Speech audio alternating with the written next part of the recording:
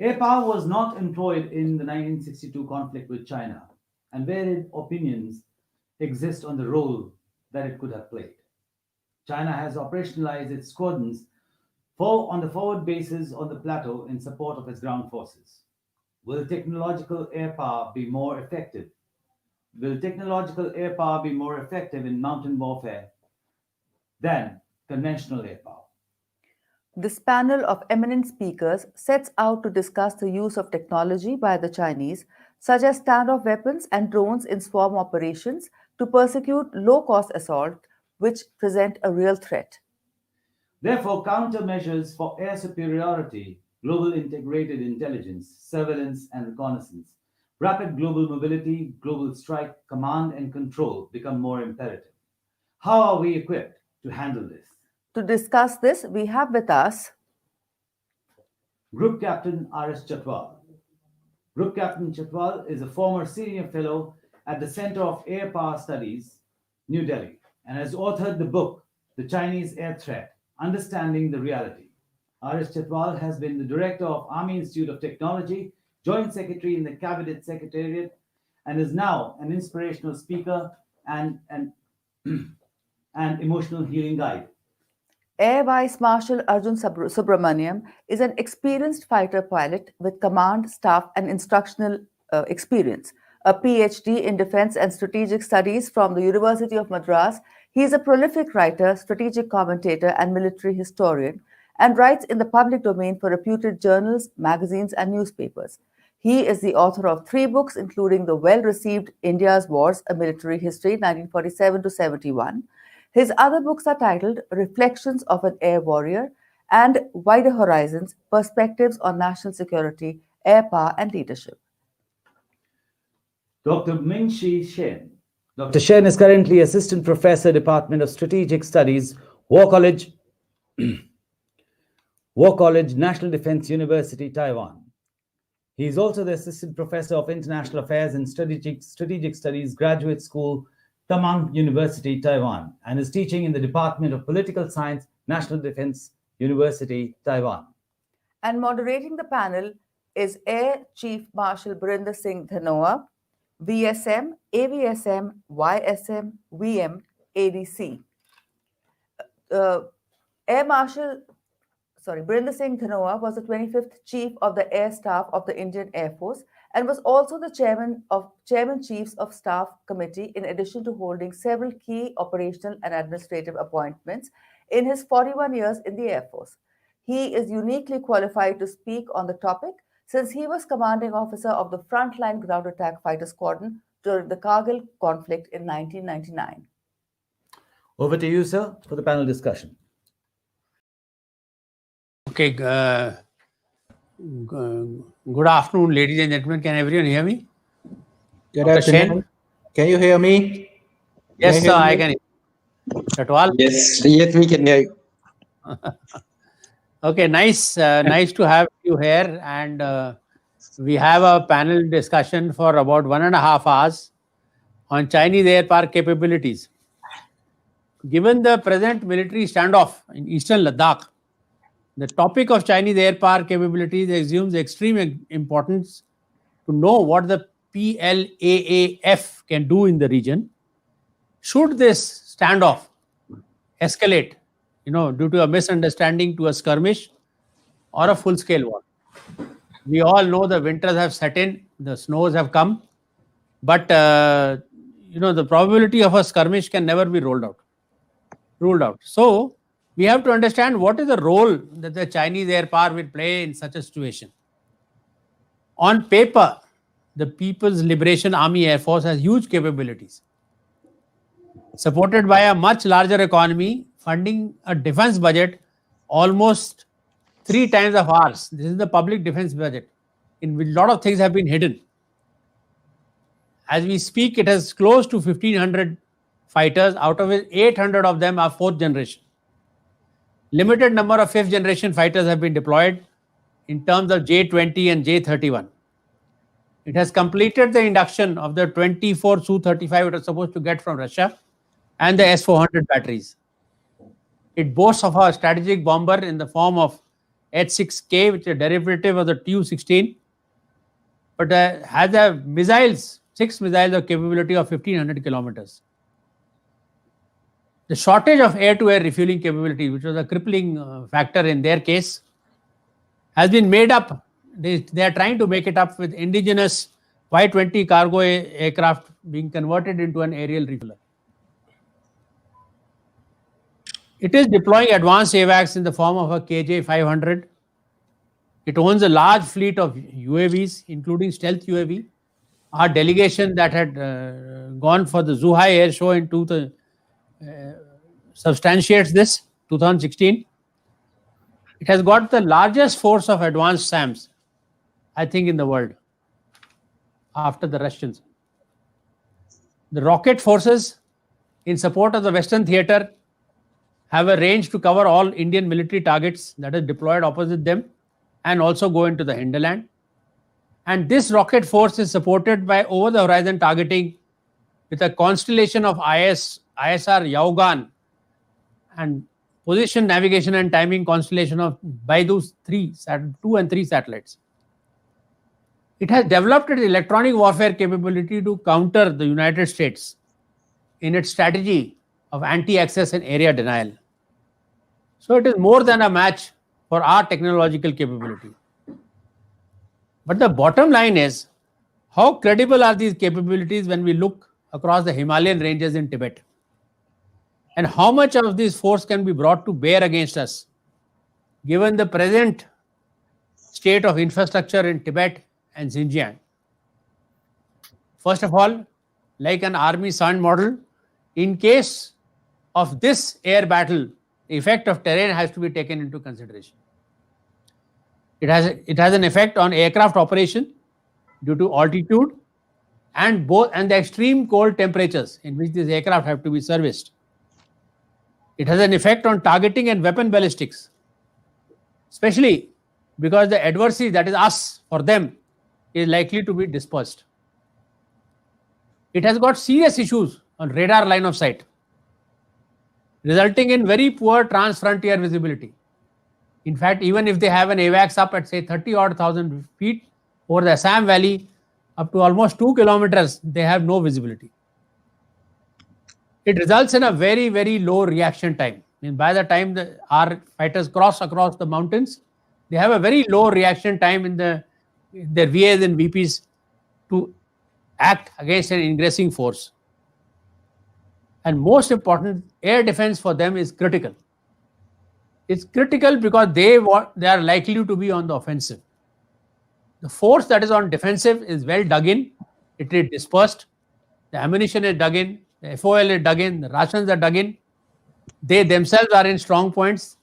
It is the force that is on the offensive, which, from in the mountains can go up to, like the army says, almost 1:9, which is concentrated. And most important, their artillery support is one of the biggest vulnerabilities that they have got, especially above the tree line in Tibet. Next, we come to the infrastructure and airfields in Tibet and Xinjiang. As we see from open source satellite photographs, some hardened aircraft shelters are being made, but there are no large-scale underground facilities that we see in mainland China to be presently existing in Tibet, except a tarmac that has come up in Konkazong next to a hillock, and we expect a tunnel to come out from somewhere there. Air bases do not support each other. If you look at our air bases and the way we are deployed, both in the northern front and in the western front, we have a diversionary airfield within, so many diversionary airfields within 100 to 200 kilometers. In their case, most of the airfields are 400, 450 kilometers. So the base gets bombed and the fighter has to return back to its own base. To divert, it has to carry a lot of fuel. If it has to carry a lot of fuel, that means the fuel that is available for its mission gets reduced. That affects both the loiter time and the radius of action of this aircraft. So the bases are not supporting each other. And most of their bases are very far from the front line. I'm talking of the fighter bases. Other than 3, most of them are civil airports. They may deploy fighters out there, but the very little infrastructure is present out there for them to support surge operations.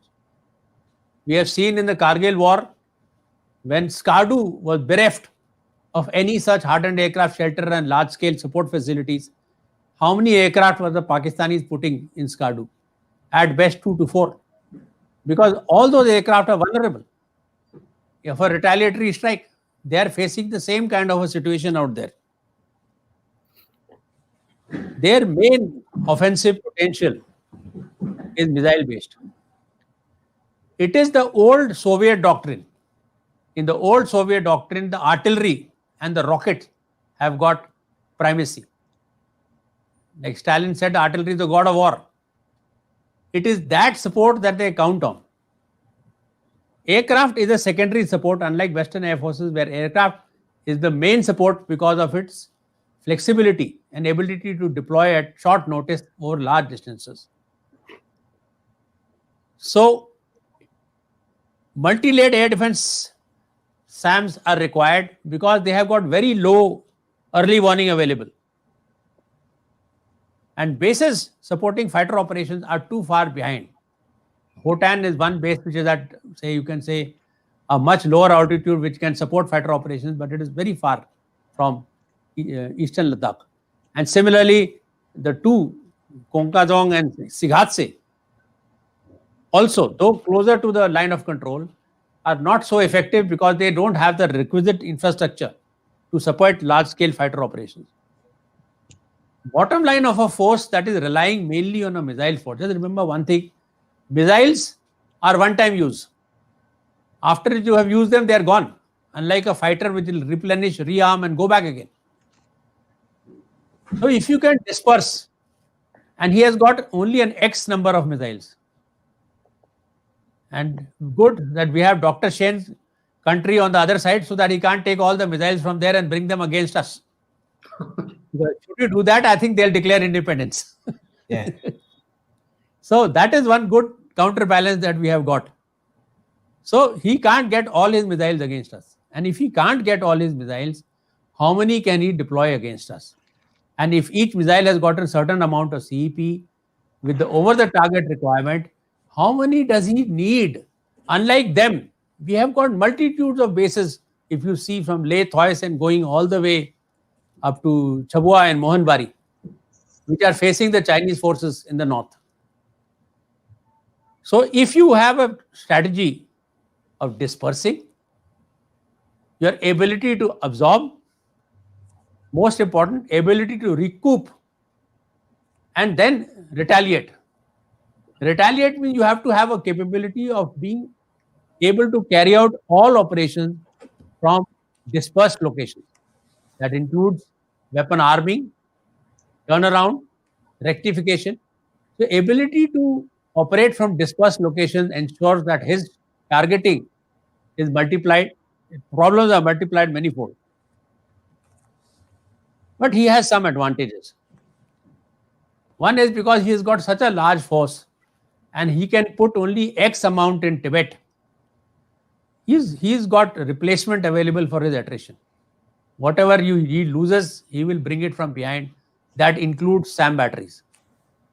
So this is a thing that we need to take into consideration, especially when you plan the SIAD and the DIAD campaign, that the loss in that particular sector is temporary because it will be filled up with a replacement coming from behind. Same goes for his loss of fighter aircraft.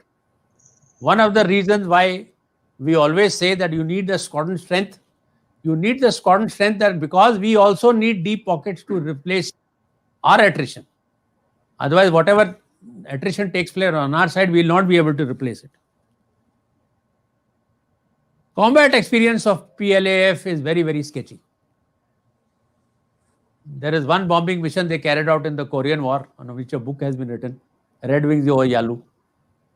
After that, there have been no offensive missions by the PLAF. And next is their ability to take casualties. This is not the same China that fought in Korea and almost fought in the similar manner with us in 1962. Affecting large-scale casualties at times attacking without even adequate artillery support, having a low footprint on the ground because of the lesser amount of support required for a Chinese brigade or a division, but with massive human waves, taking in massive casualties. That is something which a developed China with the one-child policy cannot take. If that is so, the troops concentrated on the ground for an offensive are the most lucrative targets for an air campaign to deter or dissuade China from such a misadventure. I am sure, without going more into detail, the panelists will expound on these issues. I was going to introduce the panelists, but they have already been introduced. All that I can say, I will just add a few things. That Dr. Ming Shi Shen comes from a country that is right across the Taiwan Straits, a distance about 130 odd kilometers from the Chinese, with their forward islands being as low as 20 to 30 kilometers from them. The biggest advantage that country has as compared to us, because they observe the PLAF and the plan and the PLA on the show window. In our case, unfortunately, there is the Himalayan mountains in between. So whenever your reconnaissance asset is above the Himalayan mountain trying to observe them, their activity is near zero. Whereas in case of the Republic of China, they can see them 24/7, 365 days a year. So they have the same ethnicity. Most important, they know how do they think. This, like it is like us and the Pakistanis. They are as with them, like they are as good to them as what they know how they are going to think. They know what is their psyche. They know what is, what will deter, what will dissuade, or what they will achieve at irrespective of the cost. That I think is a big learning experience that we need to gain from the Republic of China. Air Vice Marshal Arjun Subbu has been correctly introduced. He is one of the rare Air Force pilots who writes books. Most people with tremendous war experience have not been able to pen it down. But he has authored 2 books which have got, you can say, international acclaim. India's War, the Military History, 47 to 71. And the newly released sequel, Full Spectrum, India's War, 72 to 2020. He's had international exposure, teaching, lecturing at the Naval War College, including Harvard, MIT, Georgetown University, Oxford, Carnegie Endowment, and the International Institute of Strategic Studies. His current focus is on contemporary Indian military history from a joint perspective of air power in integrated operations and the India-China military historical relationship. I think that is very relevant. His current study that he brings to this panel discussion. Group Captain Chatwal, Anka Chatwal, as we knew him in the Air Force, is an ex-Air Force, ex-NDA officer, a fighter controller, Category A, commanded a radar unit in our western sector. And he is, I think, the best person to explain to you as to how line of sight plays merry hell into radar warning and building a situational awareness in an integrated air defense system. He has authored the book, Chinese Air Threat, Understanding the Reality, when he was the senior fellow at Center for Air Power Studies, a book that has been widely quoted, including the Harvard study on India-China military capability. Now he is doing his PhD from Jawaharlal Nehru University. And his subject is a study of China's Air Force and PLA rocket force and the implications for India, which I think is very apt for today's discussion. With this very eminent set of personality to discuss Chinese air power capabilities, I would request Dr. Shen to give his perspective on the subject first, followed by AVM Subramaniam, who will cover the strategic aspects of the use of air power in the region. Then Group Captain Chatwal will analyze exactly how credible is this military threat that we make across the Himalayan mountains, so that is he 6 feet or is he 10 feet tall? I would request all of you to kindly restrict your talk to about 20 odd minutes so that we can give some time for question and answers thereafter. Thank you, Dr. Chen, up to you. Okay. This is my pleasure and honor to join this year's military festival, literature festival. Also, because recently I joined many webinar from Taiwan and Japan, Taiwan and Korea. This is the first time with India, especially talking about my interested issue about PRA. We know that in 2020, because of the COVID-19 epidemic, we can see that the military training, including Army, Navy, and Air Force, is reduced compared than 2019. So I collect, because it's very difficult to collect the information about the PRA training, because PRA passed the regulation to keep the secret about the military activity. So I collect the Air Force training activity from open resource. I divided from January to April, and May to August, and September to December. Can you show my slide from this channel? No? Okay, it's okay. Share your screen. You can share your screen, you will be able to show your slide. It's okay. It's okay. I talk by myself. We can see that the Air Force training from January to April, because we can see it only focused around Taiwan, Taiwan Strait of South China Sea. In January 23rd, PRA sent KJ-500 and H-6 fly through the Bashi Channel. The Bashi Channel is the strait between Taiwan and Philippines. This is the first one. The first one training in January 23rd. And February 9, PRA also sent J-11, KJ-500, and H-6, the bomber. Take the long distance voyage through also the Bashi Channel, the Bashi Strait. And 10 February also H-6, the bomber. And February 28 also H-6 bomber. And March 13 is KJ-500 and the J-11. And the first time to keep to destroy our ADIZ in the southwest of Taiwan, ADIZ. And April 10 also sent H-6, KT-500, and J-11. So you can see the model, system to system. The PRA started training of one bomber and one KT-500 early warning airplane, and the J-11, different type of airplane to take a joint operation.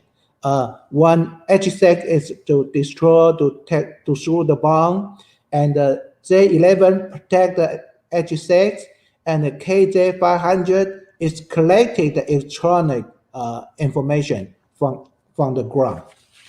And from May to August, in May 6, also H-6, and May 9, PRA fly the brigade near the Shijiazhuang in the flight academy to start the training of the tactical flight. And June 1st, a brigade of Shijiazhuang flight academy complete the from air to attack the ground and sea mission. And we also can see that from June 15, PRA Air Force batch finished that from day to night the flight training, the whole day, not only in the day or not only in the night, from day to night. And also in 15 June, because the PRA have a Teach 8, K8, live firing and bombing training. And we see that at PRA in a newer training, they have different object, they have different training. The so-called Golden Dart 2020, it's for the H6. Golden Dart is the bomber attack the ground or the top object on the ground or on the sea. We can see in August 26, they finished this contest. And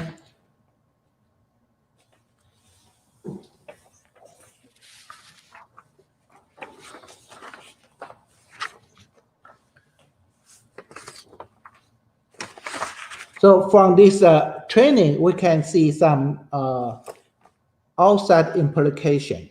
We can see because this year, including the COVID-19 and including the US-China confrontation. And then in August, you can see many PRA flight near the Taiwan because US sent some high-level official visit Taiwan, and then he showed his Air Force capability. And this action is a warning of US-Taiwan relations and try to make a nullification of the central line of Taiwan Strait and the Taiwan ADIZ. And we can see they aided the practice of the PRA for reunification and show his military muscle and deter Taiwan independence and send a signal to United States, but not try to make him conflict with the United States. And also show the military muscle and capability to Taiwan, and also make some disinformation and fake news to Taiwan. Because in September, there are news that PRA sent their H6 and J11 to attack Guam, but used the picture from the Hollywood movie to show Taiwan. But we think there's disinformation. Maybe he sent H6 and J11 exercise near Guam, but not the effect, just like the Hollywood movie. And also because Taiwan in August and September, we test our new air defense system, TK3. So PRA also sent their plan to test Taiwan new air defense system, TK3. And I can conclude that because of the reduction in the China Air Force training activity, it's because of the confidentiality of the information. So it is impossible to fully see the total impact or event of the PRA Air Force training. However, according to the official media report, the routine flight training of the Air Force training unit in various seats is still normal. Low level is normal. The big unit or the flight brigade confrontation training is reduced. However, during the August to October period, because of the US presidential election and the United States has shown its military strength against China, so China must not show weakness, especially to the United States. So the strategic bomber or reconnaissance plan approached the China neighbor airspace from US. So PRA Air Force also countered.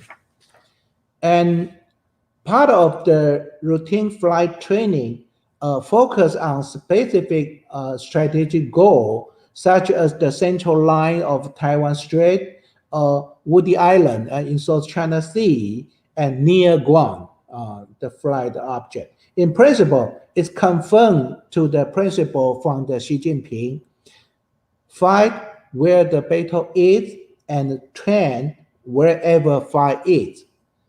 Although China has the fifth generation fighter, just like J-20, the stealth fighter, but compared with the same generation fighter of the United States, I think there's still a gap there in combat power, especially the joint flight between a different type of aircraft or the joint air-to-ground or air-sea operation cannot be seen that from 2020 China Air Force training because it's a reduction.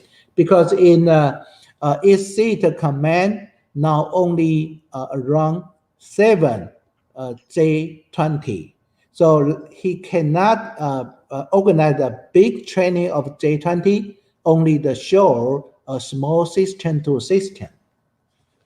Of course, China is currently experiencing delay in the technology of manufacturing the large aircraft, and even the production of the civilian plane C919 has been affected, resulting a shortage of PLA large aircraft.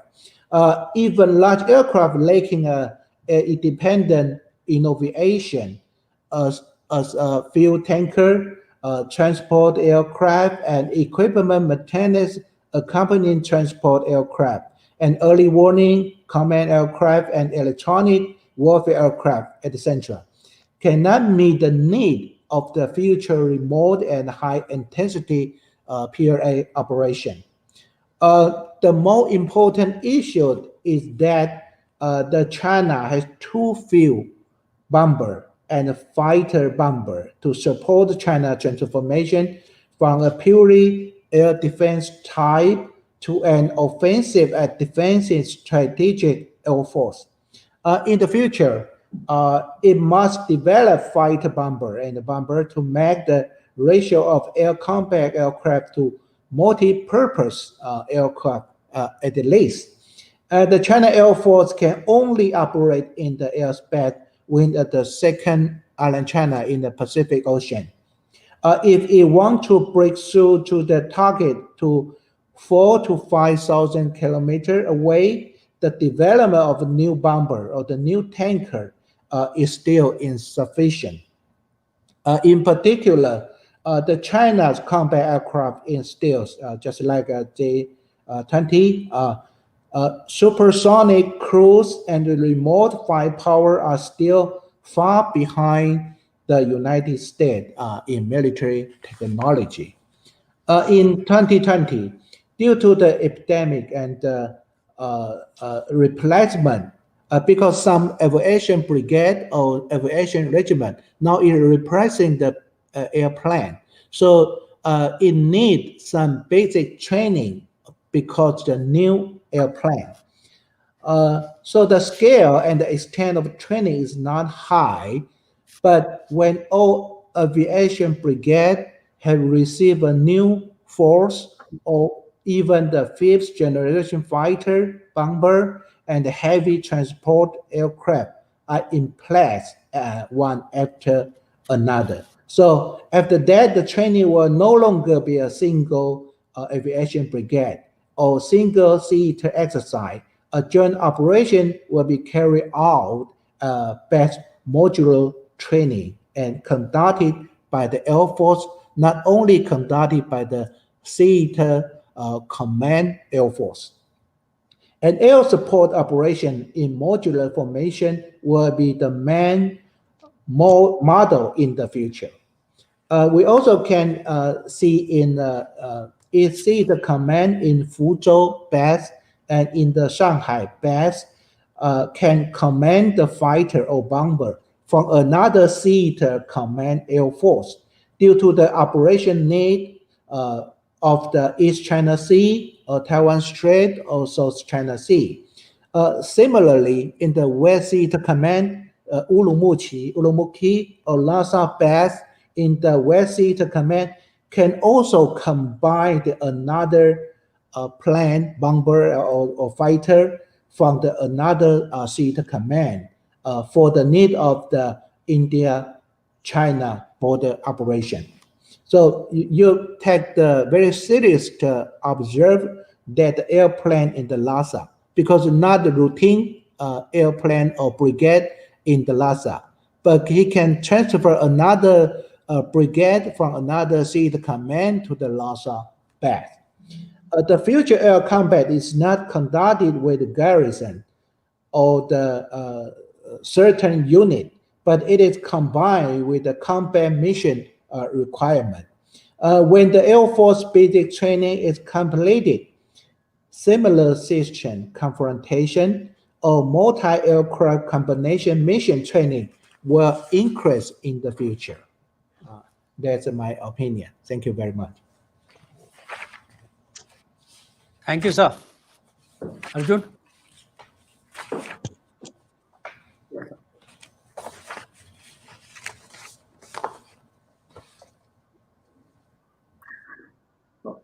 Air Chief Marshal Dhanwa, fellow panelists, ladies and gentlemen. I'm delighted to be speaking at the MilFest this year. And as the chair mentioned, I will be offering some thoughts on an Indian Air Force and PLAF matchup and sticking to the big picture when it comes to the employment of air power in an India-China conflict scenario. And I would like to state upfront that the views I express are entirely my own and do not reflect the views of the Indian Air Force. Now, in my assessment, any future India-China conflict will be a limited and high-intensity conflict, limited both in time and space, and largely in high-altitude areas, with only a marginal possibility of a spillover into the maritime domain. Now, there is a high probability that both air forces will stay away from attacking military targets that are embedded in densely populated urban or semi-urban areas. What this means is that looking at complete force-on-force level comparisons or the entire list of disruptive technologies and force enablers that supposedly the PLAF has gathered together over the last few years as a benchmark to predict operational outcomes is a completely flawed way of looking at things. What is also likely is that any conflict will not commence from T0, but will be preceded by a period of saber rattling, transgressions, and all measures short of war, thereby subscribing to Sun Tzu's proposition of attempting to win without fighting. It is only when these fail will both countries, or whichever is the aggressor, resort to calibrated military action. Now, as the Air Chief Marshal mentioned, unlike 1962, where thousands of PLA troops swarmed down the Himalayan slopes in the eastern sectors and into Ladakh, literally across the entire line of actual control, barring a few areas. This time around, I think no such thing will happen, because I think every thrust will be met with significant friction and attrition on the ground, and both of which lie in the unfamiliar zone for the People's Liberation Army of today. But if you look at it, does not lie in the gray zone for India's armed forces. So what I'm getting at is that the effectiveness of the employment of air power involving the Indian Air Force and the PLAF will depend on which force is best suited and adapts to limited conflict in a high altitude battlefield. Now, even if the conflict spills over to the maritime domain, the deciding factor actually will be the kind of training and interoperability that exists in the execution of maritime air operations involving both naval air assets or a combination of naval and Indian Air Force air assets. And many of you informed observers will know that over the last decade or so, the extent or the amount of interoperability that has been put into place between the Indian Navy and the Indian Air Force is precisely caters for a situation of a maritime escalation. Let me now move on to the importance of air power through the lens of its operational criticality in any limited conflict. Even at the cost of repetition, with force levels on the ground on an even keel, there will be tremendous amount of ground friction. And actually movement on the ground as a result of force-on-force engagements will be barely, not even a couple of kilometers in case of a best-case scenario. So therefore, very few tangible outcomes can be expected from a force-on-force engagement in case any one of the sides wants to change status quo. Outcomes, therefore, are likely to be driven by air power, with a few disruptive technologies like electronic warfare, cyber, unmanned aerial vehicles, and space-based capabilities emerging as important factors. And please mark my words when I say here important, and not anything that requires us to hyperventilate about the prospects of IAF assets and capabilities being overwhelmed by the PLAF's asymmetric advantage in these realms, be it through huge rocket force attacks from the PLA rocket forces, or the suggested swarm of drones that seems to have suddenly appeared in the PLAF inventory. Now, it would be foolish to assume that if the Indian Air Force has the intelligence that a large number of J-7 aircraft or MiG-21 equivalents have moved to Hotan, which is the closest airfield to eastern Ladakh, one of the roles that we can be rest assured they will be used in is like a swarm, while the 4.5 generation or the 5th generation aircraft attack value targets. I mean to say, this is not something this is something that one needs to worry about, but a professional Air Force need not be alarmed about it. I have tracked the phenomenal growth of the PLAF over the years, and Grupi Chatwal will bring out the fine print in the next presentation. But I've also seen the IAF strive to maintain its qualitative edge in several areas. In several areas, I believe it still enjoys a significant advantage. And among them are aerial combat capability in a network-centric environment, conventional and standoff delivery of munitions, attack helicopter and special forces operations, and both intra and inter-theater mobility operations. By exercising and learning from the best peer air forces in the world, the IAF has emerged as a force that quickly absorbs best practices and adapts them to Indian conditions, whatever be the pedigree or the origin of the equipment be. The PLAF too has moved fast, no doubt. And consequent to its frequent exercises with Pakistan, probably Turkey, and a few other friendly air forces, it is moving away from archaic Soviet concepts that used to rely on close control to a more diffused concept of distributed control. Keeping with the tenets again of Sun Tzu, of not pitting strength against strength, the PLAF has not attempted to match its principal adversary, the United States, in areas where the latter is far ahead. But it has gone ahead and developed asymmetric capabilities that can degrade an adversary's advantage through the fog of war. And that is what many, many commentators are cautioning the Indian Air Force to watch out for.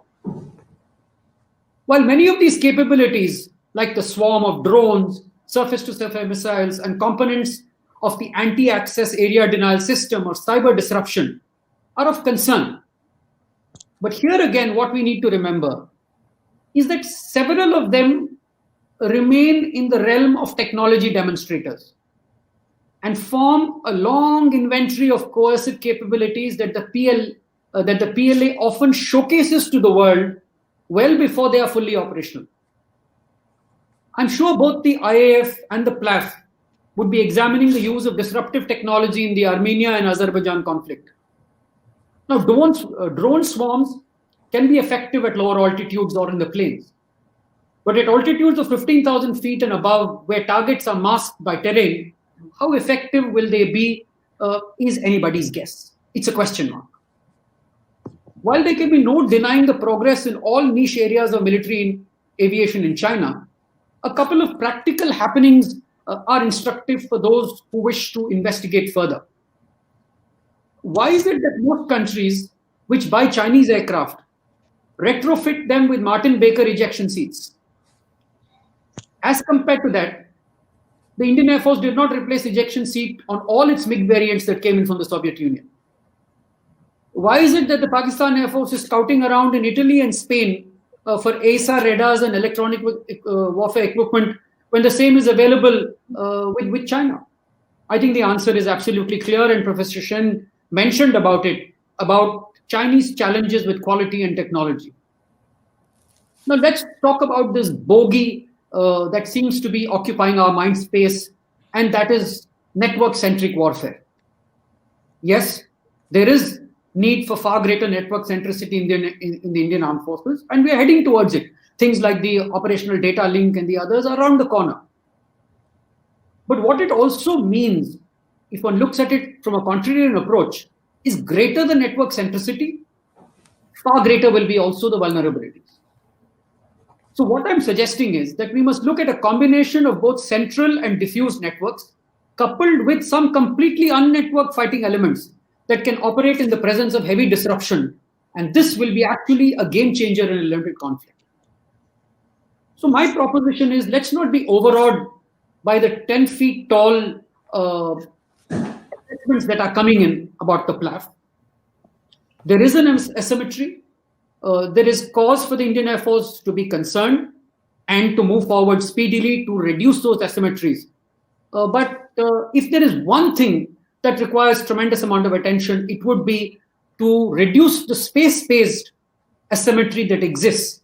And what the space-based asymmetry has resulted in is that it provides the People's Liberation Army Air Force a persistent stare over its areas of interest, as against the Indian situation of infrequent stare that causes frequent updating, and the possibility of having to rely on other resources to create a persistent stay capabilities, which is UAVs and fixed wing platforms, which the Chinese can comfortably keep out of the matrix and save for other tactical tasks. It is my belief, and I think I'm only reaffirming what Air Chief Marshal Dhanwa mentioned, is that IAF assets, that should IAF assets, platforms, operating bases and networks survive a first strike in the event of India sticking to its predominantly deterrent posture, it will be well poised to offer a befitting riposte that will cause significant attrition to the PLA's combat capability, even with the existence of a robust PLAF air defense network that is potent and multi-layered. Now, here is my contrarian view, that should the Indian Air Force buck the historical trend and attempt to seize the initiative early on, the gains will be exponential in a limited conflict with unimaginable operational gains of shaping the outcomes. The IAF will suffer attrition that will be manageable in a limited conflict across one or two enclaves. Mark my words, I'm not talking about one or two fronts. And contribute significantly in what I believe will be a final operational stalemate, but replacements are extremely important. Let me wind up with looking a little bit at the present. Now, 2 generations of war fighters in the People's Liberation Army have not suffered attrition. And that is likely to be an intangible that will impact final outcomes. Never has so much load and so many personnel been flown into Ladakh by the Indian Air Force over the last few months, not even in 1962. The skies over Ladakh now reverberate by day and night with the sound of Sukhois, MiG-29s, Rafales, C-17s, C-130s, Chinooks, and Apaches as Leh emerges as among the busiest Indian Air Force airfields. Special Forces training with aviation elements is in full swing and bears testimony to the improving synergy between the two services and we should be built upon to better integration. Now, by unshackling the Indian Air Force and freeing it to operate in strength in Ladakh, it is my belief that the Indian government has shown intent that goes far beyond troop deployments. And I think finally recognize the potential of both the enabling and decisive characteristics of air power in any future limited conflict scenario. However, I will end with a word of caution. The IAF has certainly been pushed a little onto the back foot by an aggressive PLAF with its enabling and disruptive capabilities. But this is posturing and not outcome-based. There is much room for the IAF to nullify many of these disruptive strategies that the PLAF is showcasing, but only if it gets its fighter inventories right, its electronic warfare capability improved, and the long-awaited multi-layered air defense capability, right, that includes everything from the S-400 to the MR-SAM, to the SR-SAM, to close-in weapon systems and loitering air defense fighters that can actually take down drones. The first 48 hours will determine whether the Indian Air Force will be a decisive factor in a limited India-China conflict. With that, ladies and gentlemen, I think I've had my say and hand over to Rupi Chatwal.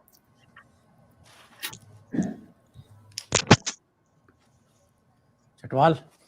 Okay. Thank you, Mr. Chairman, sir. Ladies and gentlemen, I am in a very august company. It's distinguished writers, the former Air Chief, and Dr. Meng Chishen from Taiwan. Luckily for me, many of the points have already been covered. However, I'll just firstly give a perception which seems to be already there, and Subbu has already mentioned it, that the myth, that China has got a large PLA, huge force, and they've got so many numbers and this, that. But can those numbers, let's say those number of aircraft, what the AG said, 1,500 aircraft, can 1,500 aircraft be deployed against India? They cannot. See, if China has to launch a campaign against India, it is not just that a few aircraft take off from the Tibetan airfield, high altitude airfield, and they are shown on CCTV and they do their information warfare. It is not good enough. Those aircraft have to come, deploy within about distance of close to the border, about 200, 300 kilometers. Now, here is where as mentioned already, China has limitations. The PLAF has limitations in launching an air campaign against India. Firstly, they have only limited number of airfields in Tibet. You can count them. Khotan, Konka already been mentioned. Konka is the Lhasa airfield, and hoping is to the west of that. And then Lindsay is close to the Arunachal Pradesh border, Pangta. And these are all high altitude airfields, above more than 3.5 kilometers, except for Lindsay. Lindsay is about 3,000. Then there is Gargansa on the Ladakh side, eastern Ladakh. You have opposite eastern Ladakh, you have Gargansa, which is a high altitude airfield. Now, what China has done, they have extended the length of the runways of these high altitude airfields. To some extent, yes, they will mitigate the effects of high altitude, but high altitude limitations will still remain. Then there is Khotan and Kashgar and Xinjiang. Now, those airfields are far away. And as another thing which Chief has already mentioned, in fighter operations, airfields, to launch a campaign, you have to have deployments where airfields mutually support each other. Just in case an aircraft has to divert, he should have a diversion somewhere nearby, within 100, 200 kilometers, not 550 kilometers. Now, Gargunsa, opposite eastern Ladakh, is a single airfield there. There is no mutual support airfield there. The nearest airfield, Khotan, is 550 kilometers. Then Khotan to Kashgar. Kashgar is another 450 kilometers from Khotan. So, and Korla is the third airfield, military airfield there, which is far away. Distance from Khotan to Korla is about 750 kilometers. Now, you imagine a situation where if Gargunsa is denied by the Indian Air Force, there will be a gap of 1,500 kilometers between hoping, that is Chegatte airfield, and Khotan.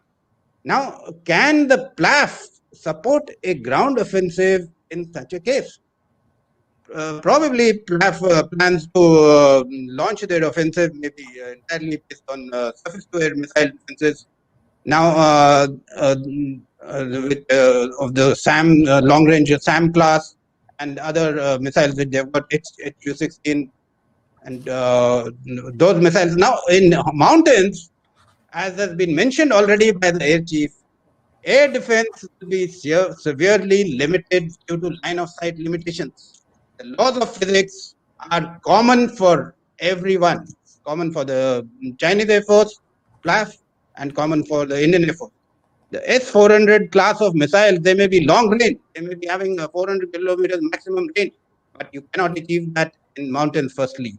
And secondly, The universal tactic against these missiles is go at low level, and you'll be outside their missile envelope. If you are just flying at 500 meters height, you will the S-400 earliest they can shoot you down is at 90 kilometers. So from you launch standoff weapons like the Rafale, which is equipped with hammer missiles and scalp missiles. You can launch a standoff attack against those missile sites. So it's not that China has got huge numbers and they can do they are 10 feet tall, as Subbu has already mentioned. That myth needs to be, we need to get out of that myth. Now, see, another thing which has already been again mentioned, now to launch fighter operations, they have to be parked in a safe blast protected shelter, either in underground tunnels or with concrete blast proof shelters. Now, the Chinese airfields, which I've mentioned, most they do not have these blast fans. Except now they've built in Konkan for 36 aircraft. There's no confirmation about that, but this is what the press report was in the media. Now, 36 aircraft. What about the rest? Does Hoping have? Hotan has got the blast fans for just about two or 4 aircraft. And China is building up that infrastructure. Now, this is something which Indian Air Force will have to observe. How are they developing and what are the developments taking place in Tibet? And now there have also been media reports that China is planning to build 3 more airfields in Tibet. These are at one is at Shannan, opposite Arunachal. Then there is one at Burang, which is on the tie junction of the India-Nepal-Tibet tie junction, and Shigatse, Hoping Airfield is already there. Probably they are coming out with another heliport for helicopter operations. Now, once this airfield on the tri junction of India-Nepal-Tibet comes up, Burang, then Gargunsa will have a diversionary airfield closer to that. So the targeting for the Indian Air Force will then increase from 1 to 2. Both these will have to be knocked off to get a gap there. Okay. Then yes. See now another point which is there about the J-20. The stealth capabilities of J-20 are not proven. It is claimed to be a 5th generation aircraft, but it has got its limitations. Now, a stealth aircraft, for any stealth aircraft, you see the F-22, the F-35, the Su-57 of the Russians, none of them have got canards. Canards are moving planes which give the aircraft maneuverability. But at the same time, they're exposing the aircraft. Your RCS is increasing. Now, J-20 has been equipped with, fitted with, designed with canards, frontal canards. So that is another limitation. Now, J-20, from the aerodynamic shaping and all, you can make out that it has got frontal stealth, but it does not have stealth from the rear. There are problems from the rear, and rear visibility is much better. And any stealth aircraft, you approach it from the sides, from the beam quarters. It will not have this stealth capability which it has in the frontal quarters. And in the frontal quarters also, stealth capability is on X band, not on all radar frequencies. So for J-20, to counter the J-20, as has been mentioned in the media already, once now that we have the Rafale, Rafale has got a much better capability to intercept the J-20 class of aircraft. This Rafale has got super cruise capability, whereas the J-20 with its present engine does not have super cruise. Now, once the Chinese develop the aero engines for that. They're planning to develop the WS-15. Then in the coming years, maybe then it will have super cruise capability. So the asymmetry between India and China, you take the top line fighter, that is the J-20, and the top line fighter of the Indian Air Force, Rafale, the asymmetry remains in front with the Indian Air Force. Now, the advantage of the super cruise capability, see, to intercept an aircraft, as all of you, this August audience is aware, you need a 1:1.2 speed ratio. Any fighter pilot will be knowing about that. And now the J-20 can easily be caught by the Rafale with a 1:1.2 speed ratio approaching from the team quarters. Okay. Now, another point. Yes, I just have about a few minutes more. Tankers has already been mentioned. Yes, they have a limitation of tankers. Now, this is something which we will have to keep in mind when China, as has been mentioned, is developing a new transport aircraft, the Y-20, which is already in production. It is entered service, and in the coming years, you will see it in the tanker role. Once China gets the Y-20 in the tanker role in sufficient numbers, that is the time when they will have a tremendous, they will get an advantage in the sense that they can operate from airfields in the rear areas and to do air-to-air refueling. This is something which Indian Air Force planners will have to keep in mind in the coming years. And now, yes, I'll just make a brief mention about the rocket force, threat from the rocket force, as has been already mentioned. Now, to the missiles, as it is not just that you fire 2 missiles at a target and that's the end of it. You have to do all the calculations and all to keep one airfield down for 24 hours. PLAF will require a number of missiles, close to roughly, I can say offhand, around at least 60 to 80 conventional missiles will be required to knock off one airfield. Now, our advantage is we are all our airfields are firstly in the plains. Secondly, we have got a large number of airfields, and as has been mentioned, we will be the best thing to do is to disperse.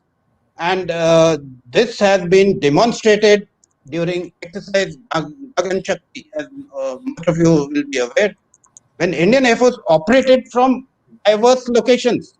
They not only operated, maintained, armed the aircraft from the locations.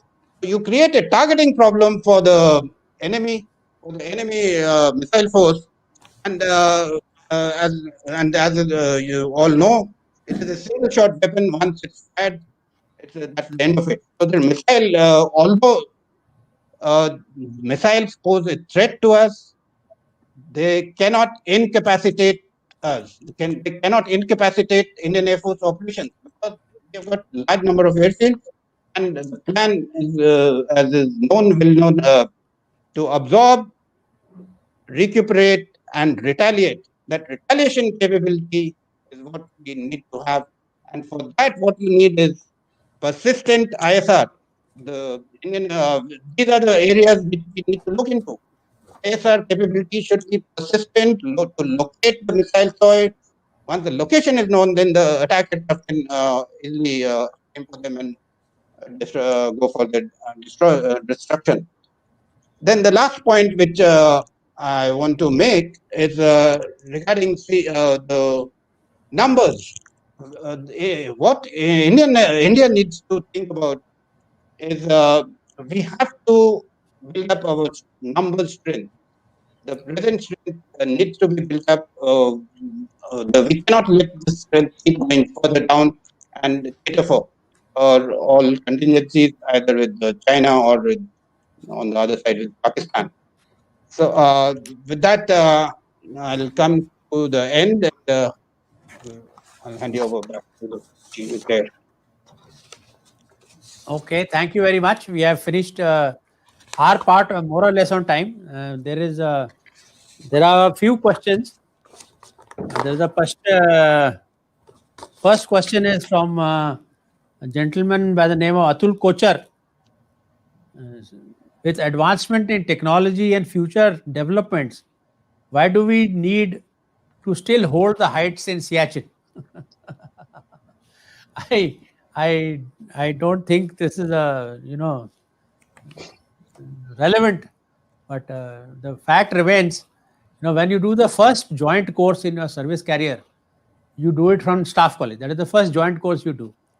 And the first thing that you learn in staff college is the army teaches you that if you have an obstacle and you don't cover it with fire, it's no longer an obstacle. Enemy will either remove it or he'll negotiate around it. The fact is you have to have troops. That is the reason you can hold it. You can't hold it by air power. No. But because you have troops, whether it is in Siachen or you have in the mountains in strong points in eastern Ladakh, enemy has to concentrate and come en masse. And then when he concentrates and comes en masse, that is the target on which you affect attrition, and Air Force does it best. It is not that by no means, I'm sure other two colleagues of mine will agree with me, that Army is suggesting that technology and Air Force can do away with troops on the ground. No, it is not. It supplements and augments. And they, of course, because they are holding the obstacle with fire, they will cause attrition on the enemy. And we will cause attrition. And China, I'm sure Dr. Shane will agree with me, attrition of manpower, especially soldiers, large number of body bags coming back, is something that the Chinese state, in the current condition, it will not be able to take, like it did in, say, 62 or in the Korean War. And second is that second question from the same gentleman is, do we need external support to coin a war if it happens versus China? To what extent do we rely on external support for the war effort it happens, and what is the nature of the support? Subbu, can you take this on? I'll take this on. Well, I think this is something that a lot of people are curious about, and my sense is that other than enabling support from partners, from strategic partners, I don't think India should expect any direct support in case of any limited conflict with China. And when I talk about enabling support, it is primarily in the realm of intelligence and enhancing persistent stare capacity for targeting. Otherwise, I think we should be prepared to go entirely on our own in any limited conflict scenario with the People's Republic of China. I second you on that, and I also say it is ISR. If good ISR support comes to you from your strategic partners, then the targeting part of it becomes very simple. As long as you know what the target is and where is it located. Chatwal? Yes, I absolutely agree with both of you. See, we do not need external support from any other country. We don't want the boots on the ground. We have got India can handle. We have got our own enough forces to do all that. What we need is ISR support capabilities and support on that, and we need technology to modernize our forces and all. That is what is required. Now, in any limited conflict, I don't think we need any boots on the ground from anywhere. We should be able to handle. We must handle it ourselves. Diplomatic support and all that. One more point. And when you talk about self-sustenance, we need to embrace this concept that is called leapfrogging. If we leapfrog in terms of technology, maybe in a couple of decades' time or in a decade's time, we should strive to arrive at a situation wherein we don't even need any kind of enabling support. Yeah, about the strategic partner, maybe according to Taiwan experience, maybe we cannot expect that direct support from the strategic partner. But if our important friend, maybe US or Japan, can give us some target intelligence or information from S-band radar or even the U.S. can send their strategic bomber, just like B-1B or B-52, through to along the mainland China. It also can help Taiwan. Our backup is U.S., but we will fight by ourselves. I think it's very important, but we do not expect that U.S. will direct support if Taiwan Strait became a war. And also because some system is buy from U.S. If U.S. can continue to get up logistic maintenance, it also is helpful to us. So I think it's different thinking, Taiwan and India. No, that is the major difference, sir, is that you are facing an existential threat. Yeah. It is there in their doctrine that if peaceful methods fail, then that they will reunite with Taiwan through force. So you Yeah. have an existential threat. So your threat is, you can say, far more severe than ours at a far shorter notice. Yeah. So yes, in your case, that you have a military relationship to ensure that your sovereignty is maintained. Sir, your comments on the fact that they will be able to or not be able to absorb large scale human casualties like what they did for 62 or even Korean War, the Chinese state. You mean pardon? Will their society Yes. permit them to have the same amount of casualties that they have had in their earlier wars? Or will that be a pressure point based on which they will be slightly reluctant to go into a war of attrition with any of its adversaries? With China? Yeah, China. Okay. You can see that from January to now to this time, PRA sent their airplane to show military muscle near Taiwan. It's because you know that we have a president election in this year January, and Madam Tai win the election. But China want to show their power to warning that although you win the election, but we're still concerned about the 92 consents. But because of the COVID-19, so PRA military exercise reduced. But when U.S. Their military, especially the Navy, many military men got the exact case of COVID-19. You can see that PRA sent more plan or more their Liaoning Hao also make some exercise. But when U.S. back to the West Pacific, the PRA also reduced their exercise. But for Taiwan, now we have a little bit trouble about that. PRA sent their slow fighter Y-8 and fly to the southwest area of Taiwan, and then make our Air Force exhausted and tired, because each time we need to send our plane to the southeast area of Taiwan, and then we also think about that. We also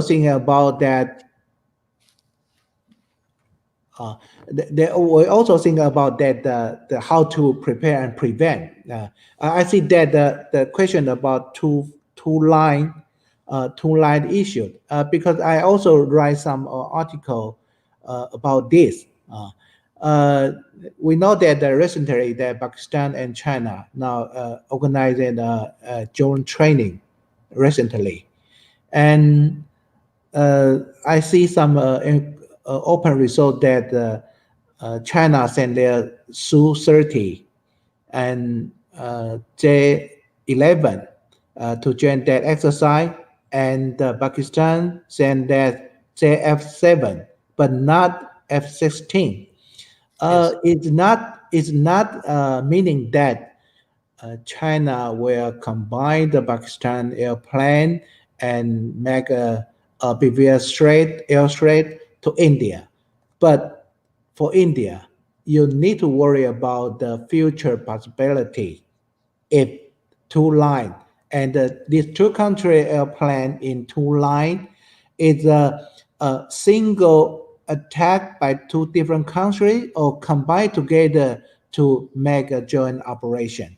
I think maybe it's not possible right now, but you need to make prepare or need to make a very good operation plan to meet this not possible, but maybe might happen action. Okay, thank you. That is a question just flashed on the screen. Somebody asked it. Are we prepared for a two-front war? And the Yes. possibility of a two-front war of both of them combining together. Subbu, would you like to take it up first? Now, if you've, viewers have been monitoring the discourse that has been coming out of India's armed forces has been talking about full spectrum operations. And full spectrum operations includes the possibility of a two-front conflict. Several chiefs over the last couple of years have offered their own opinions and their own perspectives on whether we are ready or not to fight a two-front war. But I will argue that the kind of two-front war that we are thinking about is actually not the kind of two-front war that is likely to take place. I will more look at two limited fronts and not two extended fronts. And if we look at two limited fronts, I think India's armed forces are prepared for contingencies involving two limited fronts. Thank you. Any other question? Okay.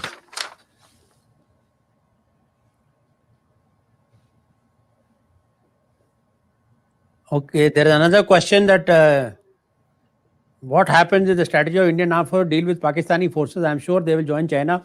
We have just answered that in the two-front thing. Does it good to depend on predator drones? When will India have its own attack drones?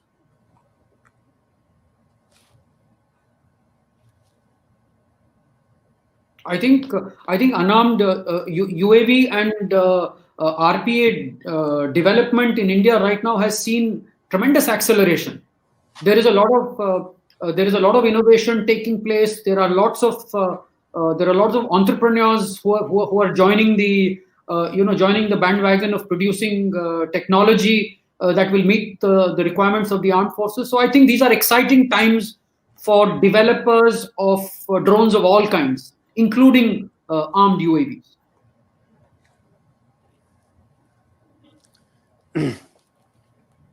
Okay, so we've got about another 15 minutes left. If any one of you wants to offer his last comments.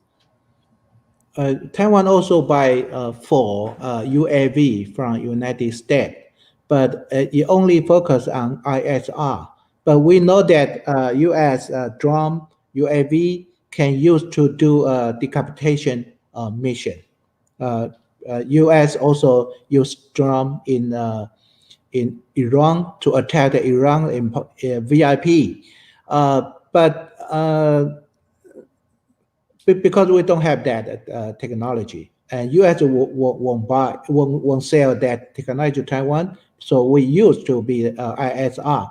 But if you can, maybe you can use U.S. drone, or maybe you can develop your own system of drone to do some tactical operation or tactical mission to very important target or object. I think you can think about that. I think Arjun Subramaniam had answered it in his when he was talking, that having a UAV and a swarm of UAVs in Tibet at 15,000 feet and above, and it being able to negotiate through mountains above 20,000 feet, it cannot be a small quadcopter. The size of the drone increases significantly. And if the size of the drone increases significantly, then its engagement capability of an integrated air defense system what you are not under, everybody likes to quote from the current Azerbaijan and Armenian conflict, but neither side had an integrated air defense system. The fighter aircraft, followed by long-range surface-to-air missile, medium-range surface-to-air missile, the short-range surface-to-air missiles, and lastly, the close-in weapon systems. The close-in weapon systems are good enough, to shoot down a bird. I mean, drone is still big for them. They're that accurate. So you have to have a full chain of events, and in a contested airspace, like what is likely to prevail in both our western front as well as the northern front, survivability of a big UAV in other than ISR mission is a question mark till you attain air superiority. Yes, small drones in swarms will complicate the matter quite a bit. But then small drones in swarms, will they operate over Himalayas is the big question mark. That is what we need to take into consideration, especially when you want to take into India-China context. And like you rightly said, sir, you've got ISR capability, because when US operates either in Iraq or in Afghanistan or anywhere else, they have obliterated the other air force out of the reckoning. So they operate in a non-contested airspace where they have full freedom to operate, and they can target even a individual, like what they have done of Iranian VIP in Iraq. So that is our take on that. I think the subject has been very well covered, and Dr. Shen also, he expressed the concerns of his country that in spite of the COVID, they think the number of incursions and long distance voyage by Chinese PLAAF aircraft, though reduced, did not cease to take place. I think, sir, most of the time against your country, what he is trying to do is signaling. He is trying to show you that yes, I am around and don't remove me from the calculus in whatever you are deciding. One bomber with the KJ-500, fighter with the KJ-500, I think is a combination in which he gets early warning for the fighter. Otherwise the fighter is blind. Somebody may intercept him, you never know, in the middle of the ocean. Number one. Number two, every AWACS is also an eminent sensor. So when your air defense responds to it, whether your fighters go and intercept, or your radars go and ping him, or like your new air defense system he wants to check, then in that case, it is the element that counts a lot. And this electronic intelligence is basically gained in peacetime to be used in the opening phases of the war. Otherwise, in the war, the attrition is going to be very hard. Of course, he wants to signal to the US to try and keep out of any future conflict between China and the Republic of China. So that is why he tries to shows his presence in and around. And like you rightly said, he can get aircraft from another region into Lhasa. But the problem is not that. Problem is in Lhasa, where does he store it? Like Chatwal has covered. And how does he operate from there? He's vulnerable. And they have serious challenges in technology. They are definitely not as good as the West. And in some cases, they are even not as good as the Russians. Because if they were better than the Russians, then why were they buying Russian aircraft? Why are they buying Russian surface-to-air missiles? That means obviously the Russians are better than them. So that issue has also been taken. Then Arjun correctly covered the big picture. Okay, limited and high intensity battle, that is the future against in this scenario, and definitely not a large scale bombing or taking out any targets in the urban center. And most important, like what he covered, is the strategic effect. It is not bean counting that I killed so many soldiers and you killed so many soldiers.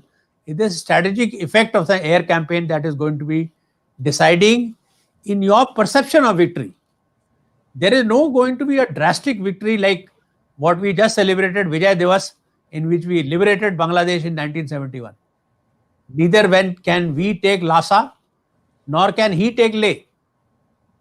But It is your perception, set of this thing, your perception of victory. And in his case, he tries to project himself as a global power. Even if it is a stalemate, he loses.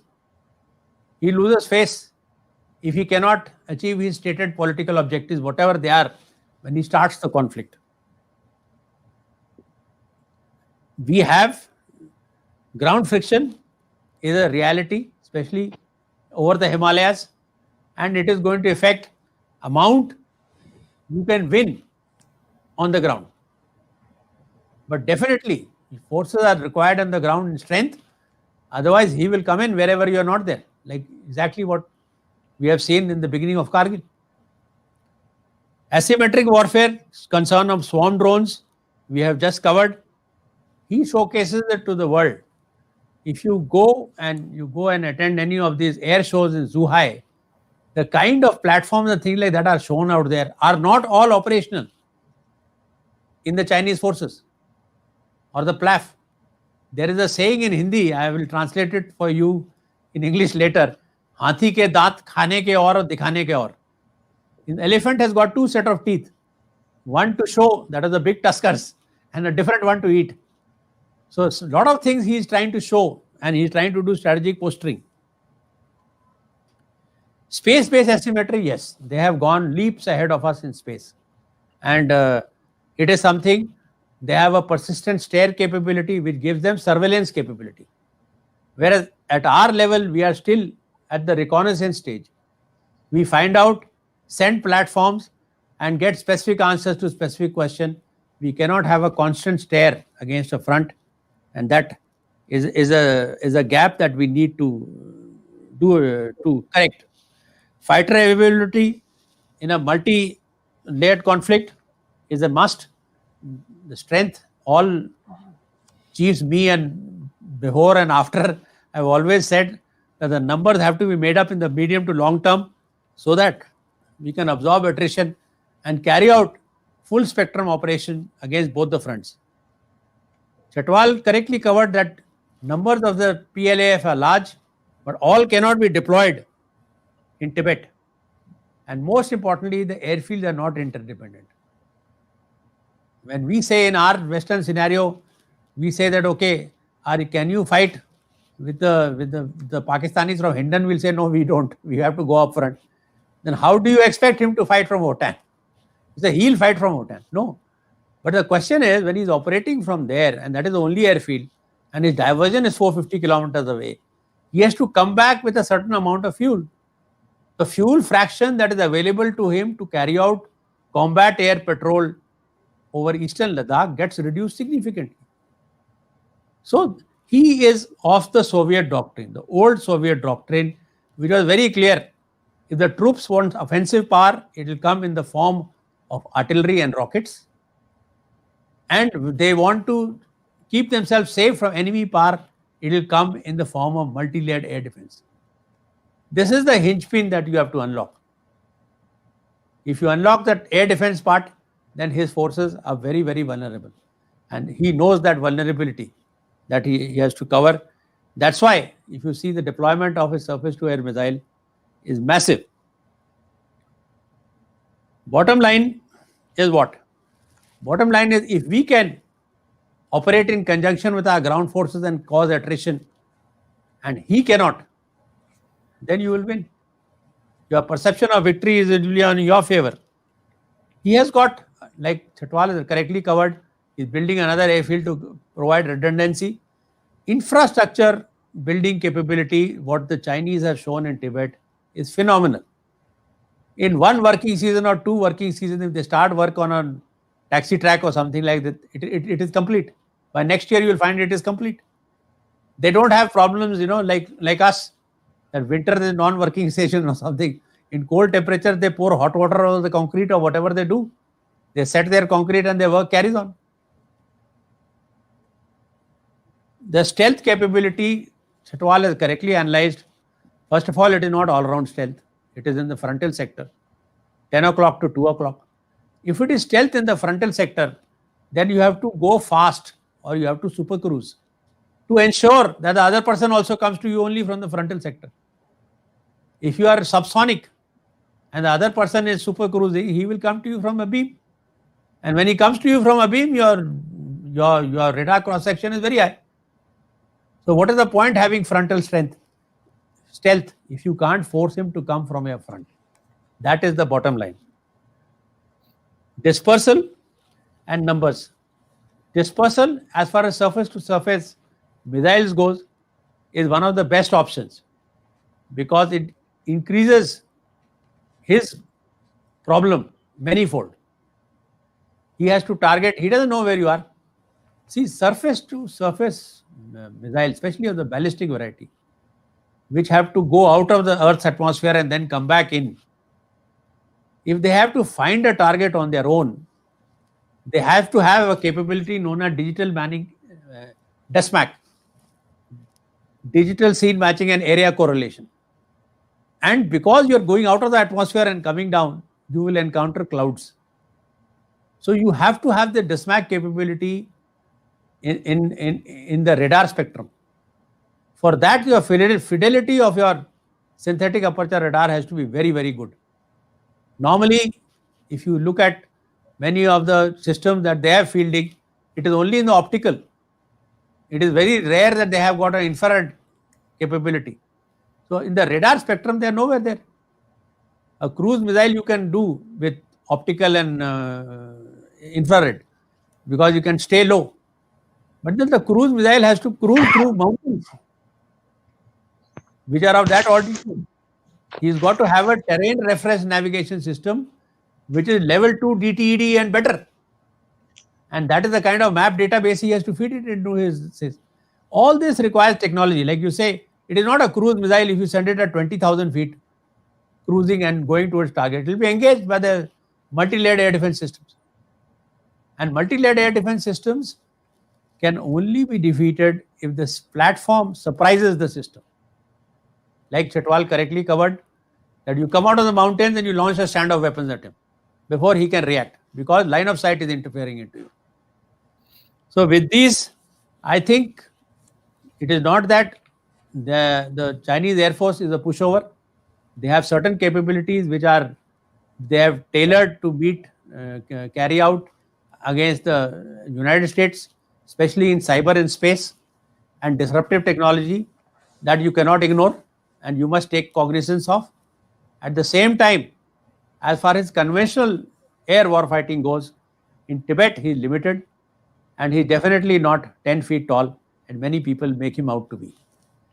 With that, gentlemen and ladies, thank you very much for being a part of this panel discussion.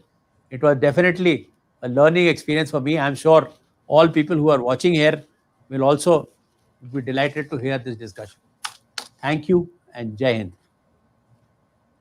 Thank you. Bye-bye. Thank you. Thank you. Bye-bye.